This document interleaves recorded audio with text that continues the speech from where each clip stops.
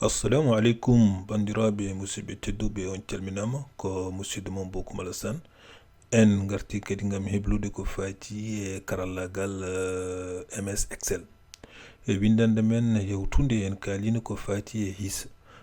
Hande kadi eɗen jokka ko fati e hissa, hande jeyeten ko hissa hakkindo woni ko to ko mbiyata calcul moyenne, holno mbawiten calculde moyenne. ɗum noon eɗen dokka yeru, eɗen tafa kadi ko wiyete bulletin de note. joni eɗen dokka yeru, eɗen jogui ɗo ko mbiyen élève almudo biyeteɗo gueɗel so, eɗen jiiɗi tafandemo ko wiyete bulletin de note ko. donc so tawi on ƴeewi ɗo joni bulletin de note waɗata ko wiyete contrôle, woni ɓeeto. en mbaɗi ɓeetoji 4 eyi eɗen jogui ɗo kadi matière uji, woni fannuji ko wayno hissowal taw ko tolno gadano e tolno ɗiɗoɓo. eɗen jogui informatique taw ko tolno gadano e tolno ɗiɗoɓo. eɗen jogui kadi tarih. donc so tawi on ƴeewi eɗen jogui ɗo joni matière uji 5 eyi fannuji 5 joguiɗen ɗo. note uji ɗi kadi noten ɗum mbiten ko sur 10. donc ko wayno hen tolno foof, fannu foof ma daña 10 sur 10, walla moyenne mum wonata donc hakkindo mum wonata ko 5.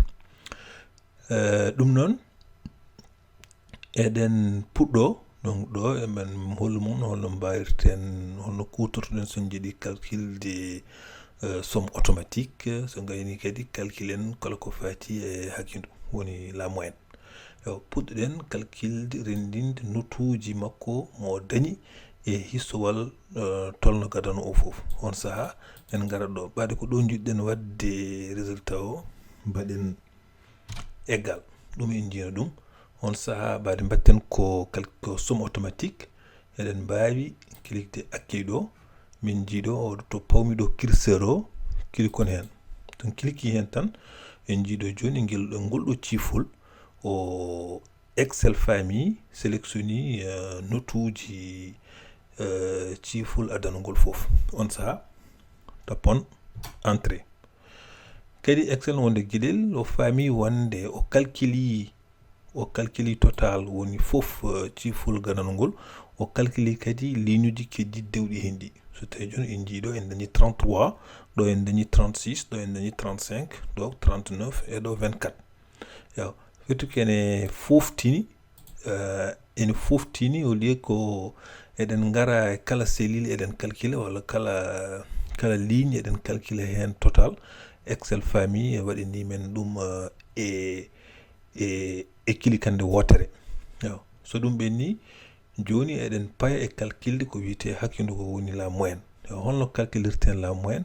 donc so tawi en dokki yeru joni ɗo, eɗen jiiɗi calculde moyenne ɗiɗo fannuji 4, ɗiɗo ɓetoji 4 ɗi bannoɗen, eɗen jiiɗi calculde moyenne mum. on saaha en garat ɗo, ɓaade ko ɗo jiɗɗen calculde moyenne o, mbaɗen égal. so tawi en mbaɗi égal, mbaɗen no mbaɗɗen joni ni, garen ɗo ko holton ɗo kala fonction ngaji ɗi ko ɗo goni. so tawi en clique ɗo, min jii kala fonction ngaji, enen cohluɗen ko fonction biteɗo moyenne o. donc cliquen hen.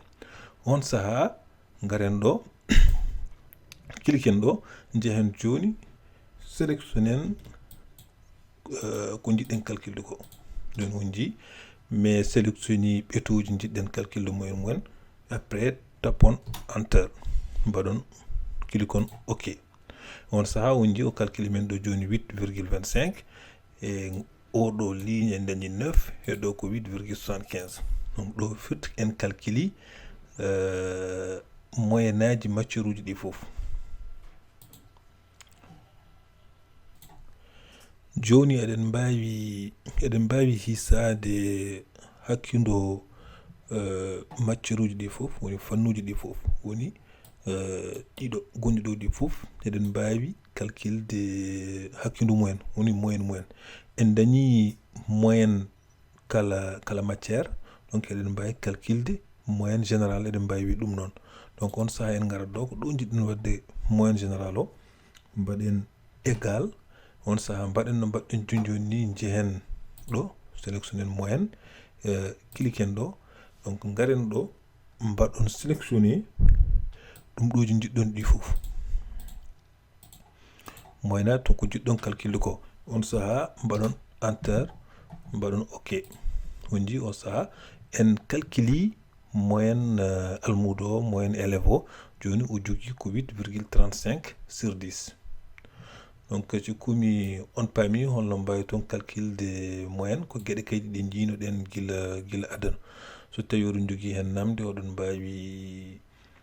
mbawi contactude mi windude e hello Facebook ngo walla e YouTube oɗon mbawi kadi wadde ko wayno eto ko wayno exercice e so yon onon koye mon tafde bulletin de note baɗo ni ɓeydon hen matière uji ɓeydon hen kadi ɓetoji noon bandiraɓe on calminama